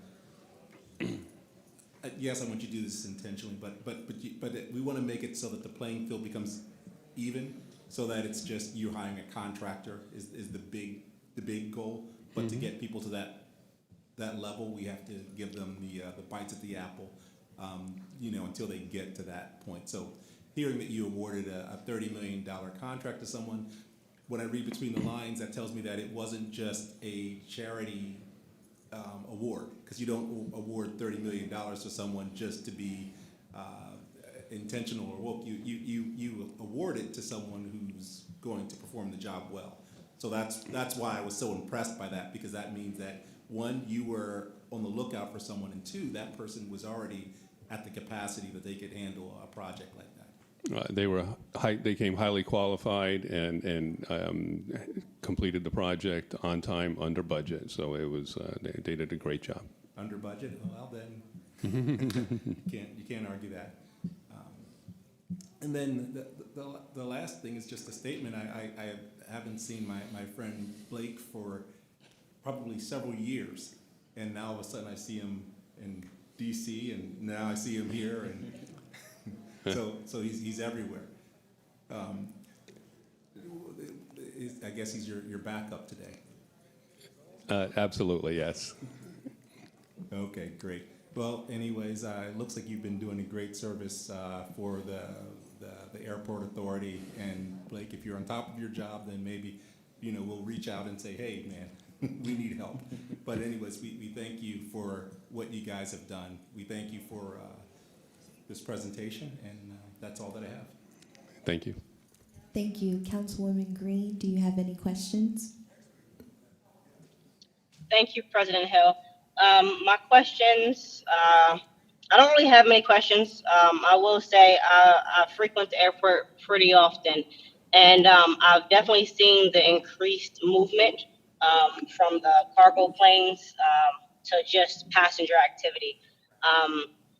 I know when it comes to like the TSA debacle, everything that's going on right now, I will say HIA has been doing a pretty good job of keeping the lines down from what I can see. So I thank you guys, just for that effort and keeping everything moving. I love the fact that it's a small lounge inside of HIA. I know a lot of passengers are surprised by that because it is a smaller airport, but we are the third largest airport in Pennsylvania. So I think that's a pretty good fact there too. I know you guys had a project to upgrade the baggage systems, I believe. How's that going? That project is substantially complete. It was, I believe, we are just in a couple punch list items, but that was 2024, 2025 complete. I would say probably August, September timeframe, 2025. So the baggage handling system in the basement of the terminal building is now fully operational with the latest technology that should serve us for at least another 10 years before technology changes once again and more upgrades are necessary. Okay. I don't really have any other questions. Thank you guys for the work that you're doing, and good luck. Thank you. Thank you. Vice President Jones, any questions? Yes. Well, more so not a question. Again, thank you guys for your presentation and your service. I'm just going to double back to this $30 million project, and I'm just very passionate in this area. I'm okay with the DBEs, the MBEs, and all of those cute acronyms. However, I would love to see more of that type of things. When something that big comes through, we've seen the same thing happen at the federal courthouse. $300 and something million project. Pittsburgh got the thing. No one from the city of Harrisburg got a job. And this may not be clear to you guys, but I know it makes sense of what I'm about to say, is that I'm a big stickler on making sure that local people have the opportunity. Our local spend has to increase, right? Rather it's through contracting, MOU, whatever it is, we just need to increase that local spend.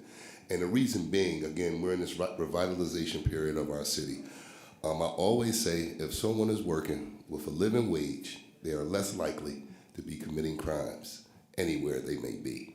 And that's not your fault. So let me be clear on that. That's not your fault. But I just think when such large projects come to the area, I would love to see people right here in the city working. Rather it's sub, they may not be able to get the prime. Like you said, just giving them bites of the apple. We would really love to see that increase in this area. Other than that, I also love flying out of HIA. I'm not held up a lot. I know just when I get to the other airports. And if we are the third largest, that's some history I just learned today. Thank you, Councilwoman Green. Well, I think we can act like it, right? Not, again, just for the way that I see the spends happening with these type of construction projects. I share with Council President Hill, I revere Maynard Jackson from Atlanta. You know, when they built that airport down there, they made sure that those locals had jobs, and he named it the Harold and Jackson International. It wasn't nothing international about that airport when he built it, right? So I would just love to see more activity here, locally in the ground, if you can help that. You know, that's just my sentiment. That's all I have. Thank you. Councilman Rodriguez, any questions? Thank you, Madam President. I appreciate the presentation, very informative. I've learned, I feel like, a ton in that short period of time. Fun fact, I've never took a flight, so to hear this, you know, it's astounding. I've never been on a plane in my life, so very informative. I'd be really interested to see how we can perhaps get a group of students from the local area to tour the facility. So I'd love to be in touch with perhaps maybe Blake or yourself to see how we can move that forward, because I'm from a housing tenement. You know, I used to just look up and dream like, wow. And still, as a 42-year-old man, I'm like, wow. So, you know, it'd be great to get some of the kids that experience, and I do look forward to the tour for council, because just to see the facility. I've been in, you know, the airport, but I've never seen like the nooks and crannies. I know a few employees, so. But besides that, I look forward to it, and just thank you all for being here. All right, appreciate that, and we do host student groups quite often. Okay. From various educational institutions in central Pennsylvania, so that happens regularly. Awesome. What would be the channel to do that? Well, you contact me, and then I would put you in touch with. We'd likely have.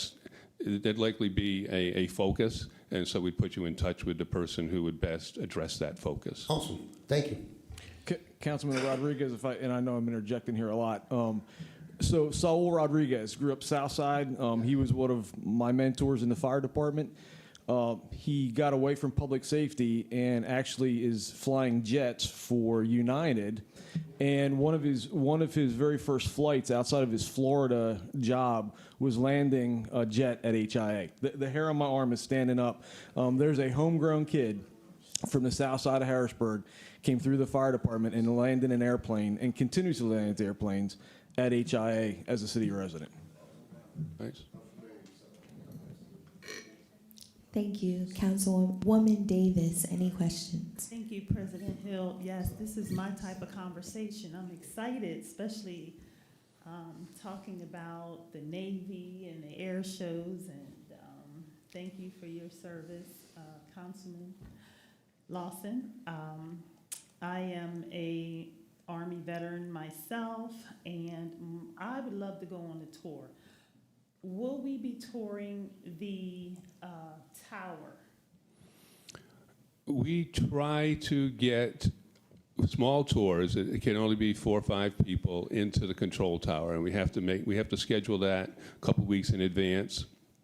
Since COVID, and bringing that up again, they basically have restricted access to the control tower a lot.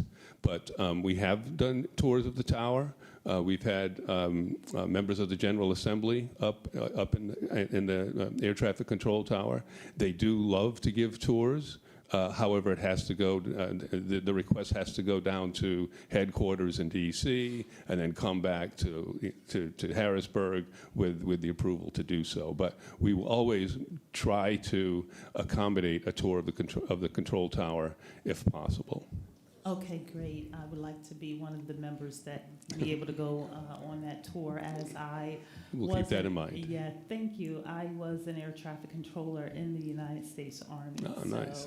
Yeah. Yeah, but thank you for your presentation. It was very thorough. I normally fly out of Baltimore, but I might decide to fly out of only because I can get a direct flight to where I don't like to stop and get off the plane and then get back on another plane, but I may check out, since we have all these new developments and it sounds like everything's going great there. I would like to know, how is the parking, how convenient is it to park there when someone is traveling? We have 2 parking options. We have the parking garage, which is located directly adjacent to the terminal building. That's $20 a day. There's 4 floors. And car rental operations, car rental businesses are on the first floor. And then we have our long-term parking lot, which is on the east, heading east, probably a quarter mile down the road, down Airport Drive, which has about 2,800 spots there for parking. That's $10 a day as a economy option. Is there a shuttle then also Yes. there? Oh, yes. Yeah.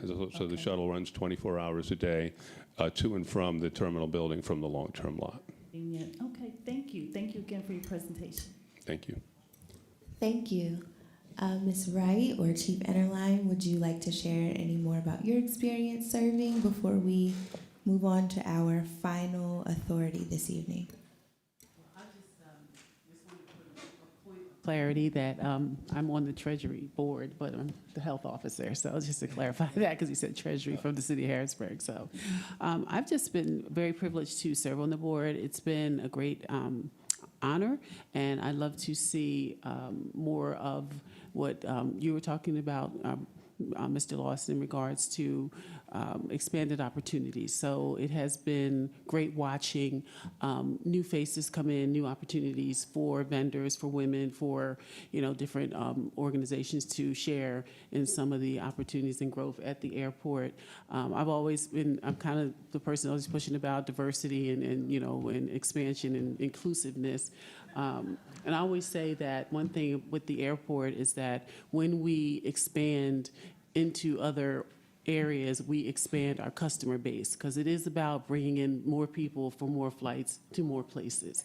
So as long as we continue to expand our commitment to reaching out and educating the students and working with the organizations and just doing and being more visible and being more present as an airport authority, it is a win-win for both organizations and the community as well. So I appreciate the opportunity. Thank you.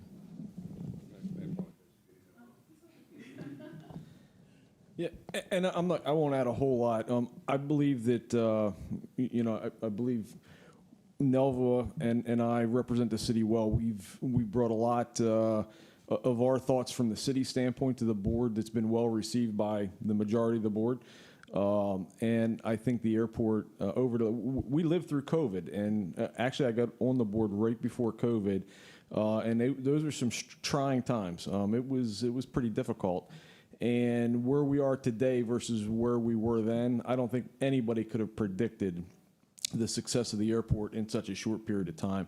And I think the challenge for us moving forward is to continue that growth so that we can continue giving back, right? Because the more traffic that we have, the more jobs we create. And I think the one thing that wasn't mentioned was the number of jobs and businesses, 60-some businesses within the airport, and then all those jobs that creates.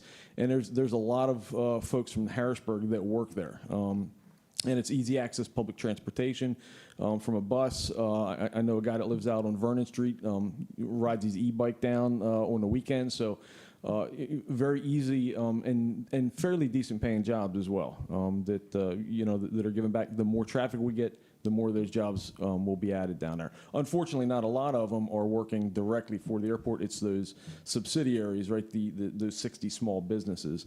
But it's definitely an incubator for folks for jobs, which is oftentimes overlooked. So, and we will continue to fight for those minority contracts. And you have Nelva and I's word on that. And I think sometimes we get beat up for that a little bit, but it's all good. So appreciate the opportunity. Thank you. Thank you for your presentation and for your presence. Our final authority this evening is the Susquehanna Regional Transportation Authority.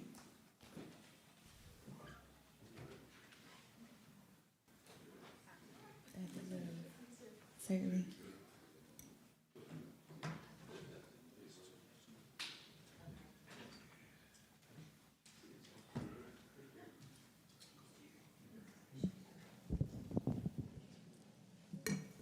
Good evening. Hi, good Hi. evening. Thanks so for your much for having patience. us. It's just me, but it feels like everybody here today, it's been actually really informative, I think, across the board. So kudos for the council for putting this together. So thanks for having me. I think given certainly the time, I'm going to go through this as quickly as I can, but also I want to make sure that we have the opportunity to answer any questions, because we do have a lot of the similar procurement pieces as well as the authority. The only thing I will add to what they said is that, we do, like, when we're procuring federal dollars, we can't give location preference. So I think we are really interested in those partnerships of amplifying our procurements when they're available, making sure that, any lists, relationships, folks, we want to be able to partner in those spaces as much as we can. And it really is just getting people to apply and having them have the ability to do those responsive bids. And I think, like you said, the sub-awardee option, I think anytime that there's those folks, that those can have those partnerships outside of the bid process, I think is very helpful to consider. So let's talk about Rapid Transit. So our vision here is we are a champion for mobility, changing our world one ride at a time. So cannot articulate enough that we are an economic driver. And so we get people to jobs, we create jobs, we get folks to healthcare. We also make sure that we're connecting folks to shopping. And so there's a lot of opportunities between education, mobility, and forward mobility into our communities that is driven by public transportation. In addition to that, we talked about procurement. We buy a lot of stuff. And so we want to be mindful in terms of those opportunities of the things that we do purchase. And so all of those public dollars are invested with stewardship. So this tells you a little bit about our overview of who we are, what we serve. Most folks don't recognize that we actually are the third largest, as well as the airport, in Pennsylvania. And so we cover a territory this size of Connecticut. And so we have 11 counties. We have 3 counties where we provide fixed route services. Our paratransit program, which is the shared ride program. We also have Rapid Express, which is our commuter program. That happens in the weekday. We have a microtransit stop hopper program in some zone areas. And then we also have contract services and arrangements. 3.3 million trips that were provided last year. And then we have over 600 employees. And so we are a very large organization. And so the board does provide oversight of the entire 11 county territory. And so we have about 435 vehicles as well in terms of our fleet. So this next slide just gives you a little bit of our service area in terms of where we operate.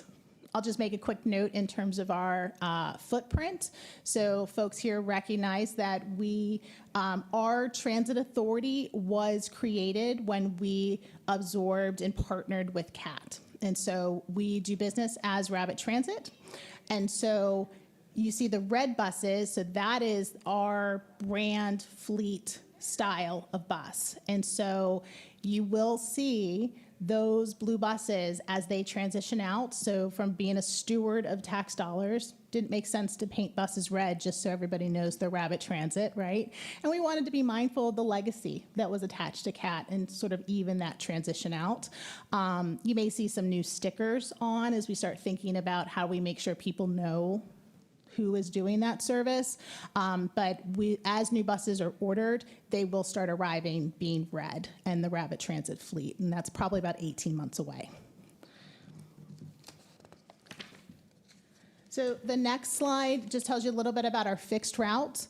So we have fixed routes that are in Cumberland, Dauphin, and in the city of Harrisburg, York, Gettysburg, Shippensburg. And so that is the bulk of where the fixed route service is, and that is the larger buses that go around in a circle. Think of them as infrastructure. So they're streets. It's hard to move a street when we think we need to kind of have it in a different spot, right? So there's a lot of planning and things that go along into that. But that is the main driver of the infrastructure right now in terms of getting people where they need to go in terms of those routes. The next slide has our system map. The red squiggly lines is sort of the York, Adams, Franklin little touch that it does there, and the blue is that legacy CAT. We would think of that in terms of what's going through Harrisburg, Dauphin, and Cumberland counties. there are a couple little squiggly lines. They're not highlighted 0. It's hard to point. So if you kind of look in Columbia, Montour, a couple squiggly lines in Snyder, as well as Franklin, those are microtransit zones. And so that is the Stop Hopper program that is operating in our more rural counties in terms of where they don't have fixed service. This slide talks a little bit about our shared ride program. This is what is traditionally the curb to curb program. This is the type of public transit that is actually in all 67 counties in Pennsylvania. And so this service is how seniors get to the hairdresser, get to the doctor's appointment, go visit their wife in the nursing home. And so this is service that can be scheduled the day before, and then there's a number of funding streams that come through that. So I will flag from a funding perspective, we've talked a lot about public transportation over the last couple of years in Pennsylvania and sort of where the fiscal cliff is going to be. Rabbit, we're very fiscally conservative. We're in a spot that we're in a good spot financially because of the decisions that we've made and how lean we run. That being said, we need to supplement the shared ride program significantly based on how the state is currently funding us. And so you're going to hear a lot of advocacy and conversations from us over the next year talking about that. We want to make sure that that program still exists, that we're able to make sure that people can get to the doctors and where they need to be when they need to be there. And we don't go back to a place where this county gets service on Monday and Tuesdays and this county gets service on Wednesday and Thursdays. And so, but that is a structural piece. The program was created, I believe, in the 80s and hasn't really had a significant update since.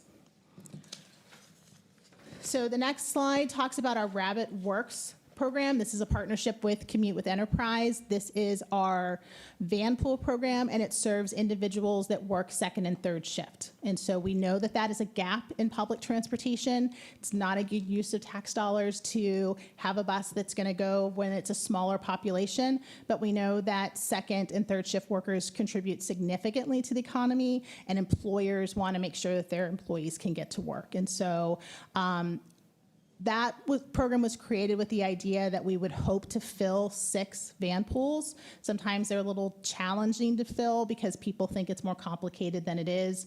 We essentially hand the keys over to a driver who is a participant. So we don't hire a driver for this. It is a participant that does drive it. The vehicle is at their home, and then they pick up their coworkers.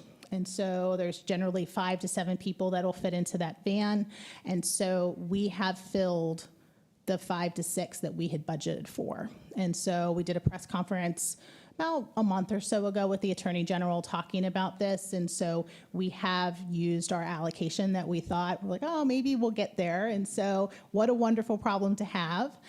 So we know the demand and the need is there, right? And so we have some additional partnerships and funding in York County that we're hoping to really target and help the Alice population in terms of some opportunities there. But we're going to continue to evaluate that program and see how much more we can do depending on what funding looks like. So next slide. So this is just a slide talking about the intercity bus network. So if we weren't busy enough. So we do administer this program. So this is your Greyhounds, Fulton Transit. So if you're going to go somewhere on a bus, sir, since you haven't gone on a plane, perhaps, this might be your mode of transit if you're going across Pennsylvania. And so we are the administrator. So we do the oversight, we disperse the funds, we do all of those pieces for those contracts across. So we do that on behalf of PennDOT.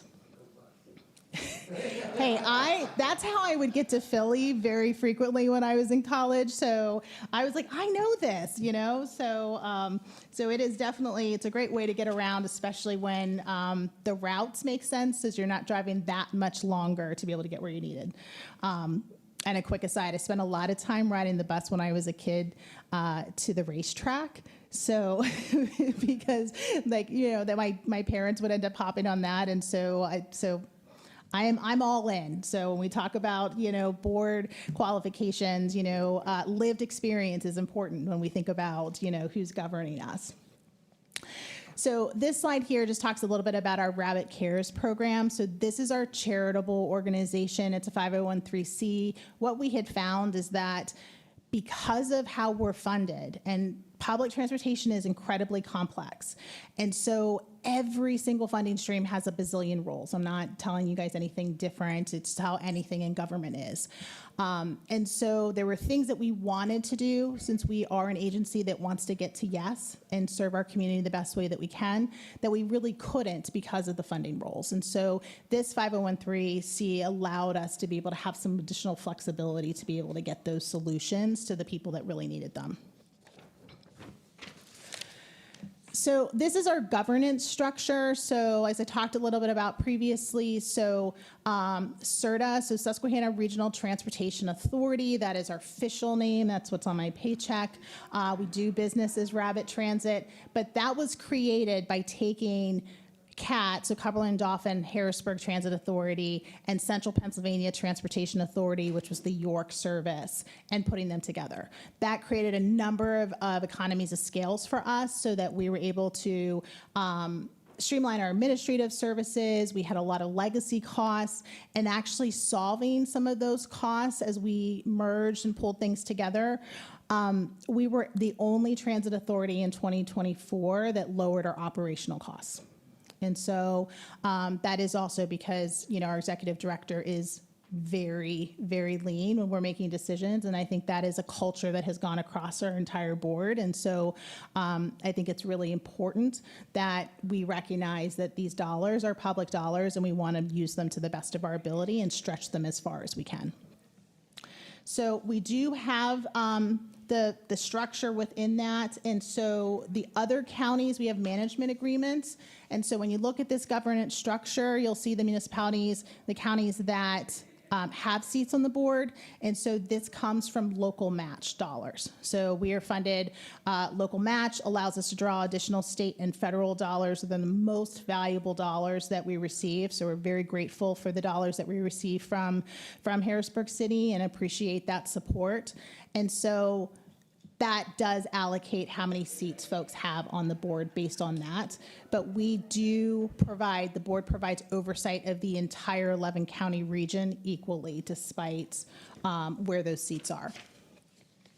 And so this next slide just gives you a little bit of board composition for the authority, talks a little bit just about population size, what the contribution looks like amongst the municipalities, how many fixed route miles we're providing, and then what the ridership looks like. And so the majority of our ridership and funding in this space does come from York, so that's how they have the extra seat. And then everyone else has two, except Franklin and Adams each have one. So this slide talks a little bit about our public outreach. So we do have a Title VI plan that outlines guidance of how we communicate to the public anytime we change service. We have a fare change. We do have posting requirements and things along those lines.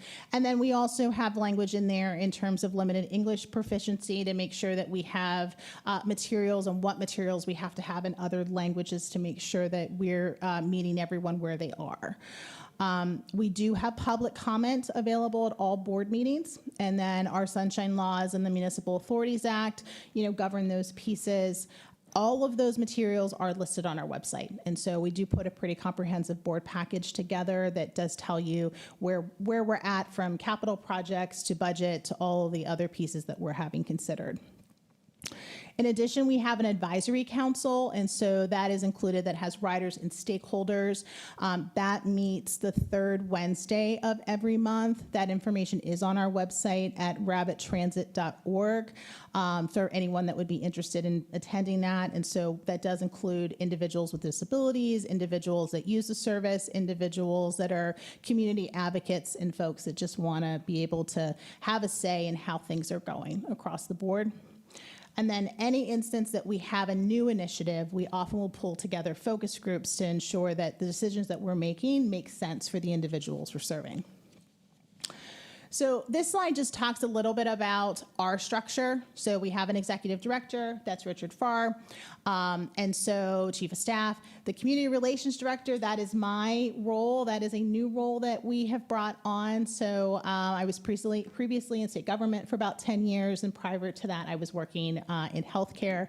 And so what a wonderful opportunity to blend a whole set of skills to be able to connect with the community in a different way, make sure we have additional bandwidth, right? Because one person can't run 11 counties, an entire bus company, and then also make sure we get to every single person that we need to talk to. And so this position allows us to do that and have us be with you tonight as well. So, I think there's those pieces, and then we, again, we have about over 600 people that are employed at Rapid Transit amongst the 11 counties. And so a bulk of that is in our administrative offices. But, drivers, they're the heart of what we're doing, and we couldn't do what we're doing without them. So I did want to just spend a moment on this section when we talk about qualifications valued for board appointments. So our board really is fiduciary and policy driven. And so we are a large organization, and so our budgets are very significant. And so there are a lot of very large decisions that need to be made. And so we value private sector experience, because oftentimes the fiscal oversight, capital planning, performance management, those kind of things often are very, very helpful that are brought to us. And we have found that some of our board appointees that have come from that sector have really allowed us to have a different perspective when matched with public service. And so I think that's always a really nice touch when we think about those pieces. And so, our staff and the folks that we bring to it come with a significant commitment from public service. And so we want to make sure that we're the best stewards of these dollars that we can be. And we're running a very significantly large business. And so, we need to think of it that way in those spaces when appropriate. So I think, procurement, we did talk a little bit about that. I'm sure you're aware of our new transfer center project and the work that's happening on Cameron Street. So I will extend the same opportunity. You're more than welcome to ever, if you haven't been to our Cameron Street location, to come visit. It's not much to look at right now. I promise it will look differently in the next couple of years. We have a couple hoof prints if you look close enough in some of the places. So the building is about 120 years old. And so there's a number of efficiencies that we're going to gain when we have a modern HVAC system, right? We're expecting some of these costs to really go down significantly once we're in a better building that's more efficient. And it just wasn't designed to support the size of the buses and what they are. And it was designed initially when we had trolleys pulled by horses. And so I think there's a lot of opportunity. I think there's a lot of economic development opportunity. What does Cameron Street look like when this building is complete? And then what does it look like for the transfer center in terms of what service can be for the city and the surrounding areas to bring people to the city as well. So I'll pause there. So I know that's a lot, but if there's any questions, happy to answer them. Thank you. You shared your role, but I don't think you shared your name. I might not have. It's late at night. And so, Kristen Paradise. Thank you. Thank you for your presentation. I don't have any questions. I felt it was thorough and learned some new things. So thank you. I'll open the floor to my colleagues now who may have some additional questions for you. I'd like to begin with Councilman Lawson. Any questions? Thank you, President Hill. I don't know that I have any questions. You really did give us a thorough presentation, but I do want to thank you for some of the things that you pointed out, with the procurement, with just pointing out the way that you're helping residents. I know that one of the main complaints with our more vulnerable populations, they have no way to get around, and you can't get to a job if you don't have a car, which was the biggest barrier that most of our city residents had, especially if they work second and third shift. But seeing that you guys are addressing that, really stood out to me. So I want to thank you for the work that you're doing, and keep doing it. Well, we appreciate it, and we appreciate the partnership that we have that allows us to be able to do those services. Thank you. Councilman Rodriguez, any questions? None for me, just a statement, go buses. Yeah. No, but I too share a similar Yeah. story. As a kid, I took a lot of Peter Pan and Greyhound trips back and forth from Jersey to here, because my mom was in Harrisburg, and it's just, I understand the benefits of both aviation and, you know, the buses, but, you know, for a lot of people, this is where it starts. So having access is also giving them a bit of stability and freedom. So I do appreciate all that you do. And also, I would love to see, as I make statements all the time, you know, once this facility's up and running, to see local students from Harrisburg, you know, Susquehanna, visiting the site. You know, if my memory serves me correctly, some of the buses will be like hydrogen ran buses in the future. So that'd be cool to see. Yeah, that'd be amazing. So I just look forward to seeing it all, and thank you for all your work. Absolutely. Yes. We'll have diesel for a good bit in Harrisburg just because of when the buses were ordered. But we will have the CNG and stuff. And so it's cool stuff to see, right? And so we, in our York place, we have done a lot of tours with the kiddos and used to have daycares come. And so look, you know, I think anytime we're government, so anytime a kid can come and talk about something that we're doing, I think is a really great opportunity for them to understand how their community works. Thank you. Councilwoman Davis, any questions? Thank you. No questions. I just did such a good job, right? Presentation was thorough. Thank you.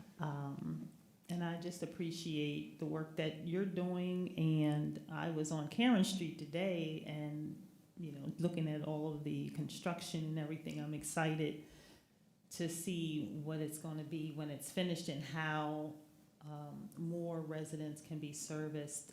The other point you made was the new third shift transportation program. Yeah, that is important. There's a lot of people that work at night that need rides to work. Absolutely. So thank you very much for that aspect as well. And that's all I have. Thank you. Okay, thank you. Thank you for your presentation and for your patience this evening. Thank you. We will move forward with our meeting agenda. Next, we have public comment. Just a few housekeeping notes before we begin. Please state your name and your address for the meeting record. If you don't feel comfortable sharing your address, please share the vicinity in which you live within the city. Mr. Truesdale has added a timer to the screen for your reference. You will have 4 minutes to share your comments. I'll begin to my right. Is there anyone that would like to offer public comment? Okay, seeing and hearing no one.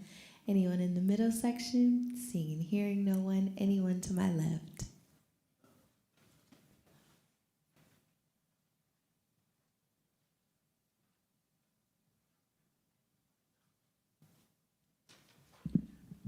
Good evening, President, Council. My name is Lil Sputz. I'm Midtown. We're going to go down the list. The Broad Street Market needs a little bit of help, and I think the city can help the Broad Street Market.